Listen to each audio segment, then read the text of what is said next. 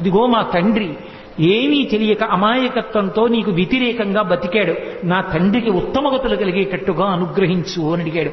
ఏనాడు నీ తండ్రి నా వంక చూసి స్తబ్దుడయ్యాడో, ఏనాడు పట్టుకుని పైకెత్తి తొడల మీద పెట్టుకున్నానో, నా గోళ్లతో చీల్చి నెత్తురు తాగానో, ప్రేగులు మెడలో వేసుకున్నానో, ఆనాడే నీ తండ్రి కాదు, నీ తండ్రికి ముందు 21 తరాలు తరించిపోయాయి. వాళ్ళందరూ కూడా తరించారు. కాబట్టి ప్రహ్లాద, నువ్వు బెంగపెట్టుకోక్కర్లేదు నీ తండ్రి గురించి. నేను నీకు ఆశీర్వచనం చేస్తున్నాను. నువ్వు దీర్ఘాయుష్మంతుడవై ఈ రాజ్యాన్ని ధార్మికంగా పరిపాలన చేసి పరమ భాగవతోత్తముడవై అంత్యమునందు నన్ను చేరుకుంటావు. నీ కథ ఎక్కడ చెప్పబడుతుందో, నీ కథ ఎక్కడ వినబడుతుందో అక్కడ నేను ప్రసన్నుడవుతాను, అక్కడ నేను ఎంతో సంతోషిస్తాను. ఆ సభామంటపంలో ఉన్న వాళ్ళందరికీ కూడా నా ఆశీర్వచనము పరిపూర్ణముగా లభిస్తుంది. దాని చేత రోగములు సమసిపోయి వాళ్ళందరూ